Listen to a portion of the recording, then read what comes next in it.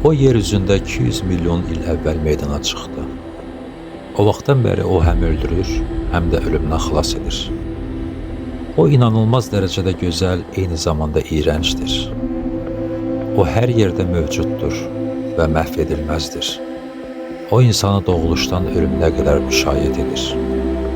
Ola bilsin ki, o yer üzündə həyatın keşikçisidir. Və bu lənətlənmiş və eyni zamanda xeyir dua almış Kifin hansı qədim sirləri və gizli gücləri olduğunu biz təsəvvür belə etmirik.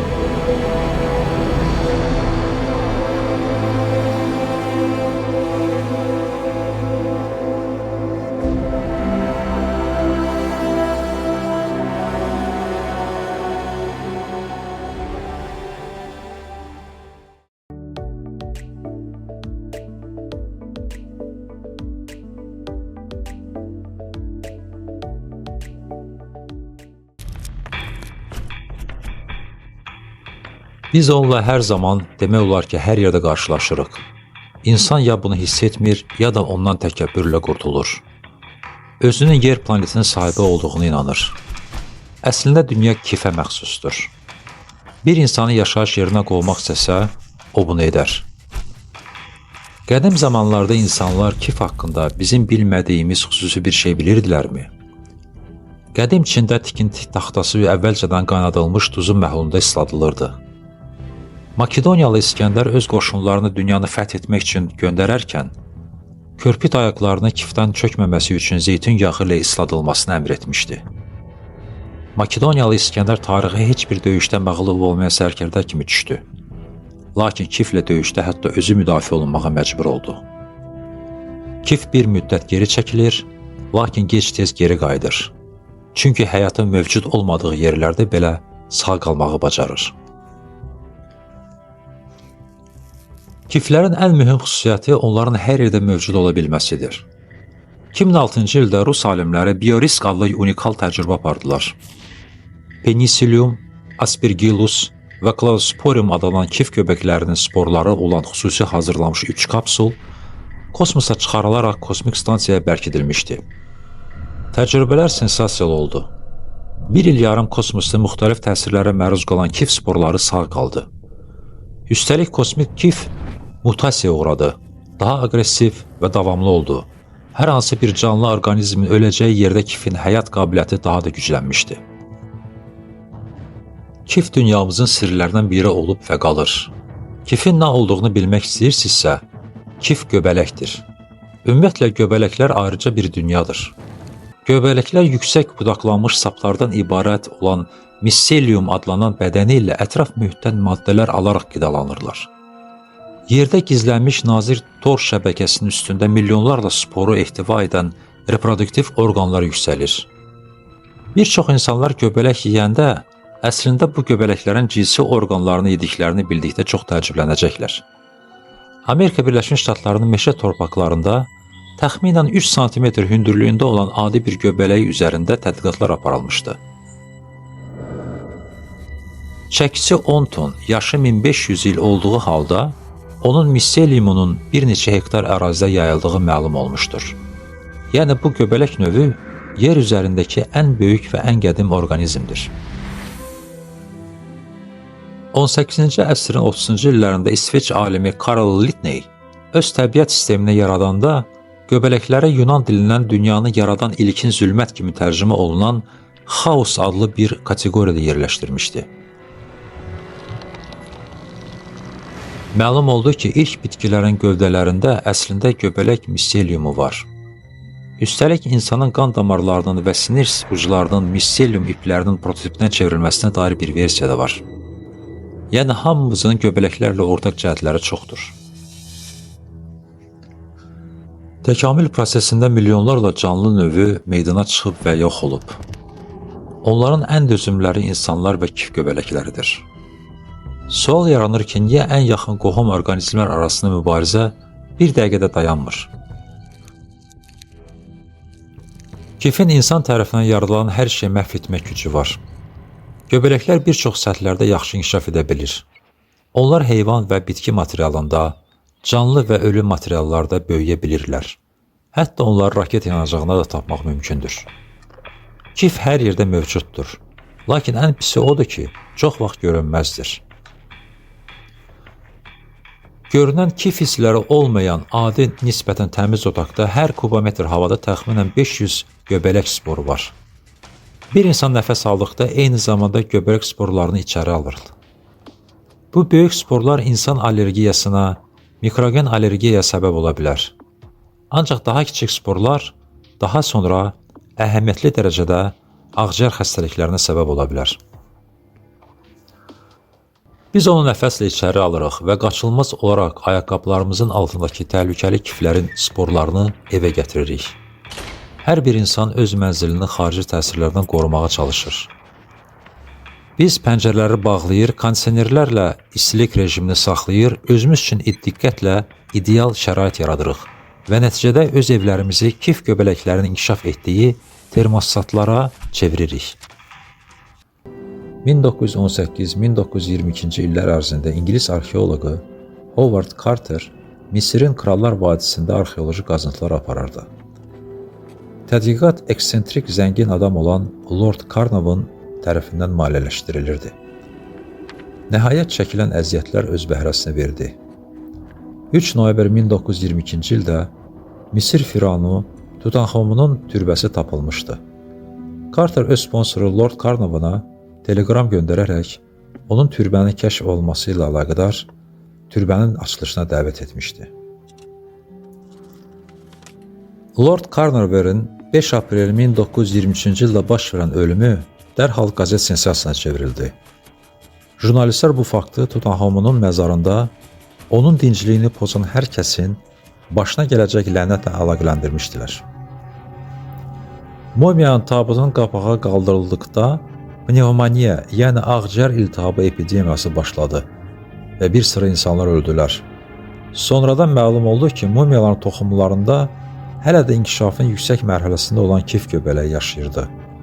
O hələ sağ idi, o heç vaxt ölmür. Lord Carnarvonun ölümündən bir müddət sonra ekspedisiyanın digər üzvü Arthur Mace Precy vəfat etdi. Qazıntılar başlayanda Mace'in ağır xəstə olduğu, həmçinin Lord Carnarvon bir vaxtlar motor idmanını sevdiyi, qəza keçirməsi, bir neçə qabırğasını sındırması və ağciyərini zədələdiyi məlum deyildi. Zəiflənmiş bir immunitet sistemi kif göbələyi üçün ideal bir mühit idi.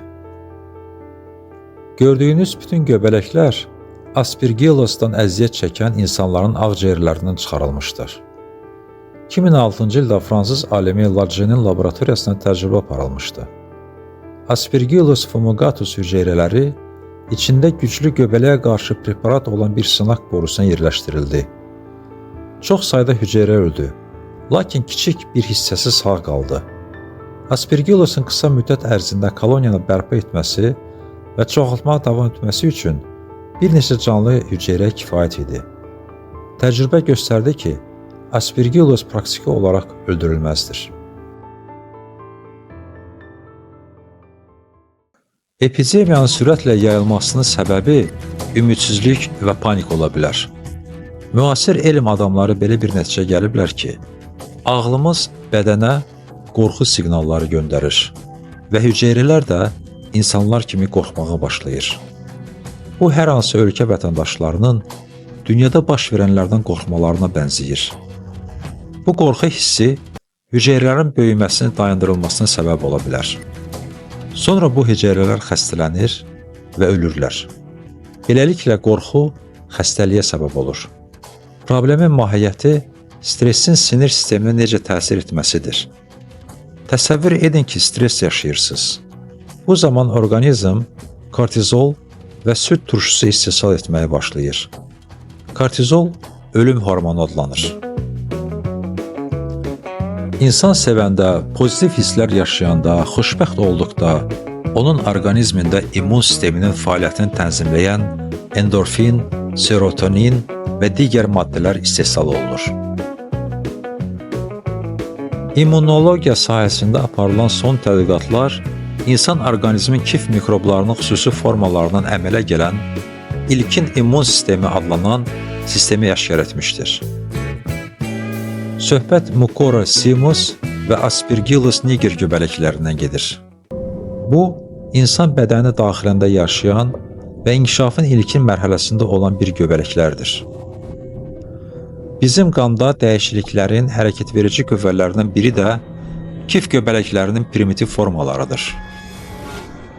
Bədənimizdəki Aspergillus və Mucor göbələkləri tarazlıqda olduğu müddətdə biz sağlam oluruq və bu tarazlıq pozulduqda xəstələnirik.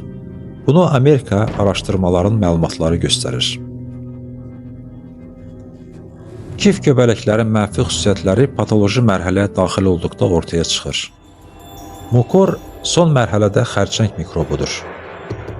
Vərəm, osteoporoz, sümük xəstəlikləri, demans kimi xəstəliklər Aspergillus patologiyasının nəticəsidir. Qanın durğunluğu ilə əlaqəli və xərçəngə səbəb olan bütün xəstəliklər Mucor patologiyası ilə əlaqələndirilir. Bədənimizdəki Mucor və Aspergillus arasında tarazlıq mənfi emosiyalar, qəzəb, nifrət, qorxu nəticəsində pozula bilər. Duyğularımız və inanclarımız bədənə kimyəvi maddələr ötürür ki, bu da hüceyrələrə yaşadıkları dünyada necə davranacaqlarını bildirən siqnallardır. Məsələn, bir çox dinlərdə təmiz və murdar yemək haqqında qanunlar var. İslamda yemək sisteminə halal, yəni icazə verilən qida deyilir. Yudaizmdə koşer, yəni uyğun olan yemək anlayışı var. Donuz əti və molluskalar haram sayılan qidalar arasındadır. Bu qadağaların aydın bioloji əsası var. Donuzun bədənində çoxlu sayda bakteriya mutasiya uğrayır. Və bir çox molluska növləri kif göbələklərinin inkişafına səbəb ola biləcək çox miqdarda protein səbəbindən insanlar üçün potensial təhlükəlidir. Ağciyər iltihabı hallarının ən yüksək faiz qəssablarda müşahidə olunur. Və bu xəstəliyə Aspergilla göbələyi səbəb olur. Qəssablar qara Aspergilla ilə yoluxmuş heyvan cəsədləri ilə təmasda çox vaxt keçirirlər. Kif hər yerdədir. Ancaq çox vaxt biz buna laqeyd yanaşırıq. Çörəyin bir hissəsində və ya bir parça köhnə pendirdən kiflənmiş hissəni kəsirik, mürəbbənin kiflənmiş qatını çıxararaq sakitcə olan qalan hissəsini yeyirik. Lakin bunun nə qədər təhlükəli olduğunu belə anlamırıq. Çünki kif varsa, deməli görünməyən sporlar da var. Buna görə məhsulun qalan hissəsini yeyə bilməzsiniz. Ümumiyyətlə kiflənmiş bir məhsul varsa, onu sadəcə olaraq hər tərəfli örtərək evdən çıxartmaq lazımdır. Lakin hər bir göbələk kimi, kif göbələyi həm zəhərli, həm də xeyirli ola bilər. Sizin yəqin göbələkli pendir haqqında məlumatınız var. Fransız Roquefort, İtalyan Gorgonzola, Alman Monster pendirləri və bir sıra digər pendirlər bu nəcib göbələklərdən istifadə etməklə hazırlanır. Bu göbələkli pendirlər öz dadları ilə dünyada məşhurdurlar. Kif göbələkli pendirlər 1400-cü ildə tam təsadüfən Fransanın Roquefort kəndindən olan çoban tərəfindən kəşf edilmişdir. Bir dəfə pendirini mağarada unudan çoban oraya 3-4 gündən sonra qayıtmış və pendirin üzərində yaşıl ləkələrin olduğunu aşkar etmişdi. Pendir xarici görünüşdən cəzbedici görünmürdü. Lakin çox ac olan çoban onun dadına baxmağa qərar verdi. Pendir həqiqətən də çox dadlı idi. Beləliklə yaşıl kif adi kəndli pendirini qeyri-adi dadı olan məşhur pendir brendinə çevirmişdi. O zamandan bəri 600 ildən çox vaxt keçməsinə baxmayaraq, bu pendirin hazırlanma üsulu dəyişməmişdir. Pendirin müəyyən hissələrinə dərin deşiklər açılır. Həmin boşluqlara hava düşən kimi kifin sporları sürətlə böyüməyə başlayır və biz içəridə kif əldə edirik. Kif müxtəlif rənglərdə, mavi, yaşıl və digər rənglərdə ola bilər. Pendirlərin hazırlanması zamanı onlar 12 dərəcədə və 90% nəmişlikdə saxlanılırlar. Bu kif göbələklərinin inkişafı üçün ideal şəraitdir. Pendirlər xüsusi metodla hazırlanarkən kiflərin yaranması normaldır. Lakin siz soyuducunu açarkən orada kiflənmiş məhsul gördükdə bu xarab olmuş məhsuldur.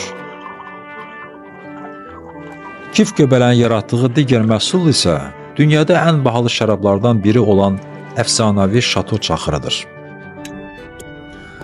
Bundan başqa kif göbələkləri vasitəsilə insanları müalicə etmək mümkündür. Bu penisilin adlı antibiotikin istehsalıdır, hansı ki müharibələr zamanı milyonlarla insanların həyatını xilas etmişdir. Penisilin adını Penicillium rubens adlı göbələkdən almışdır. Birinci Dünya müharibəsi zamanı çoxlu sayda əskər aldıqları yaradan yaranan mikroblar və infeksiya nəticəsində ayaqları amputasiya edilmiş və yaxud vəfat etmişdilər. Bunun qarşısını almaq üçün kifayət qədər güclü dərmanlar yox idi. Britaniyanın mikrobioloq alimi Alexander Fleming uzun müddət ərzində bu problemin həll olunması istiqamətində elmi tədqiqatlar aparırdı. O aylarla laboratoriyasında tədqiqatlar aparır, lakin heç bir nəticə əldə edə bilmirdi. Nəhayət 1929-cu ildə təsadüfən onun sınaq şüşələrin birində tərkibində olan zərərverici bakteriyaların ətrafında kif olduğu aşkar etdi. Bir müddət sonra bu mikrobların getdikcə yoxa çıxdığını gördü.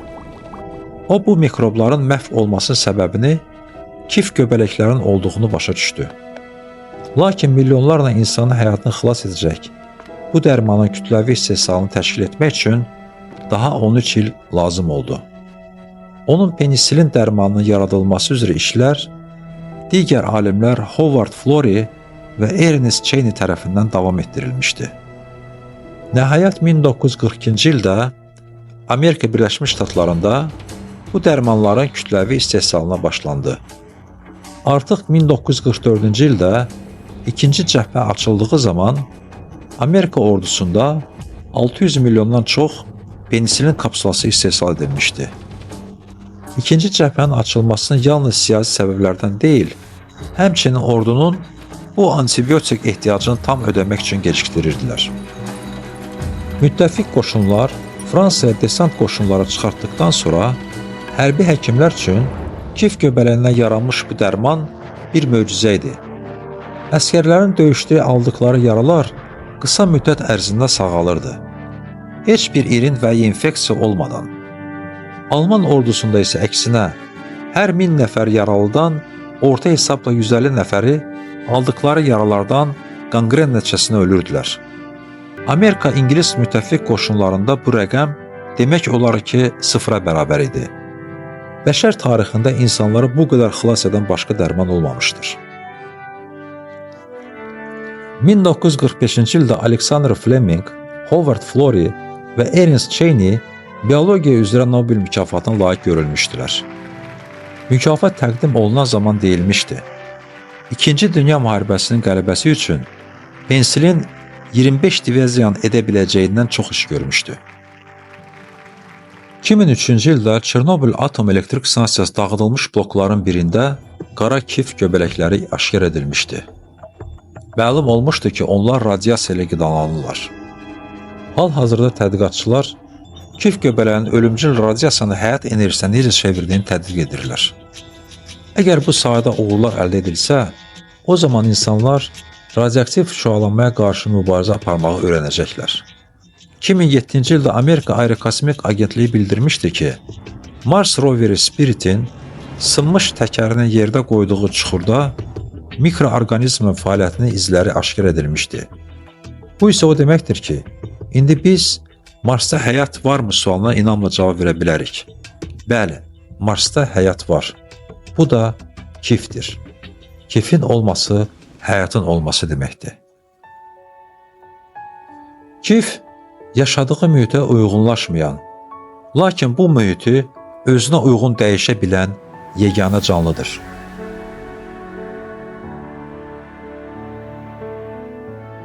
Bu dünya mükəmməl yaradılmışdır. İçində bir dənə də lazımsız detal yoxdur. Hər şey məna ilə doludur. Hər şey kainatın sonsuz mürəkkəb və sonsuz gözəl mənzərəsi ilə bir-biri ilə bağlıdır. Burada hər bir element özünə məxsus rol oynayır və bu dünyanı təsadüfən və ya şüurlu şəkildə məhv etməmək üçün bizə xəbərdarlıq göndərilmişdir.